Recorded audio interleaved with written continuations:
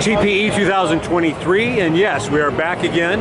We've come across Gran Habano, and this is George Rico. Hey, how you doing? How you doing, brother? I'm doing well. Good, good, good. Kind of balancing the camera here a little bit and trying to keep my cigar going at the same time. So we just stumbled into your guys about maybe 5-10 minutes ago. Correct. And you said, you got to wait for George. And I said, well, who's George? And they said, well, George is a mystery guy. And I said, well, I'm all about breaking mysteries with my crew, you know. But in any event, how was your trip over? Great. I mean, you know, I came in on Monday, not an issue at all. Not like last night. I heard there were some guys with the weather. The wind was horrible, but so I avoided all that. I've been here since Monday. So you were fortunate, brother. I actually very fortunate. I drove in. It was like sandstorm time. I think I picked up all sorts of debris on crosswinds coming in on the east side from the mountains. Yeah, and I swear to God, I saw a coyote skip across the hood of my vehicle. You know, he was like, hey, wait a minute, what's this wind all about? You know. But he had a cigar in his whatever they call that, their jaws. So he was relaxing a little bit, but he's probably used to it. Good. So listen, George, where are you out of? So we're out of Miami. Our factory's in Honduras, and we manufacture in Honduras using tobacco from Central America and South America. Yeah. Yeah. Okay. Very good. Tell me a little bit about your background. What got you started in cigars? When was your first experience? What age were you? You know, just a little bit about you. Well, I'm considered fourth-generation tobacco farmer and essentially a third-generation cigar maker. We've been in business in the United States since 1995, and we've established our factory in Honduras back in 1994. So we've been doing really well. 20 years of our brand, Gran Habanos, early 2000s. It's been a great run, and we continue to introduce new products that help us to get the word out there about our product. Very good. Is your family originally from Honduras? So no, I'm originally Colombian. My family's Colombian, but we're farmers in Colombia of tobacco. Okay. So we came to the States in the early 90s. So now you said 3 generations of tobacco farmers? I was 4th-generation tobacco farmer. I'm 3rd-generation cigar maker. Okay. So, yeah, we're a little bit more of the traditional, old-school way of family-owned business. Yeah, with our kind cigars. of a gradual nexus into it. Correct. Yeah, my generation, my son's generation, hopefully will come in next. Yeah. And we'll continue the process as we go. Now, what was your youngest experience on as a child? Did you go out to the farms at all? Oh yeah, no, I mean I grew up in tobacco fields. My grandmother, of course, made cigars, and then I've been around it my whole life. Here in the States, you know, going down to Honduras to our farms, growing tobacco has been an experience that I've known my whole life. Yeah, wow, that's very cool. I can remember my grandfather had a farm, and I can remember going out there with him as like a 5-year-old. You know, okay. And, yeah, you know, of course I was causing more damage than I was doing anything else. But it's one of those things that you don't really know that it's going to be your passion until you're much older. It's in your DNA. Yeah, it's part of the lifestyle. Yeah, in the DNA. Yeah, correct. Yeah. So, what do you have that maybe?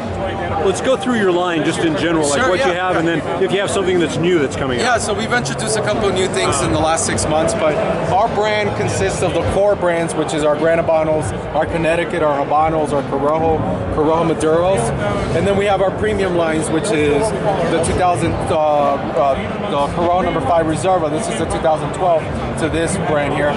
Our blue and green, the Black Dahlia and La Conquista, and of course, a lot of people know our product is the Persian King. We make that in natural Maduro and some other offset.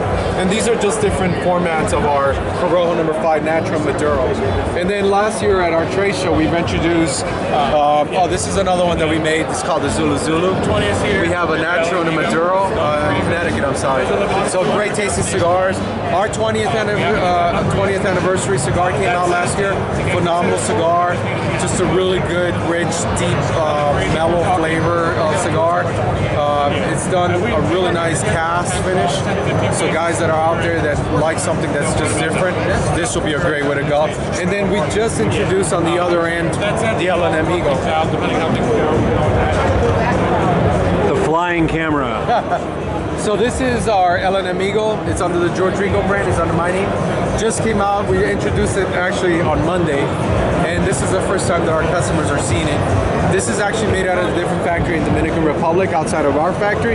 That's why it has the George Rico name on it, as opposed to Gran Habano. But it's a premium long filler cigar. It's part of our ultra premium brands. Great tasting cigar, medium body, great flavor, just a lot of complexity using Dominican tobaccos. What's the typical retail price point do you expect on this one? So the average price point on these is $16 a stick. You know, they go from 15 to 17 for the biggest one. Right. So this one will be about $16 for a cigar. MSRP without state tax. Right. Yeah, and it would vary from state to state. Exactly. And then California, as an example, will be different than New York or Florida.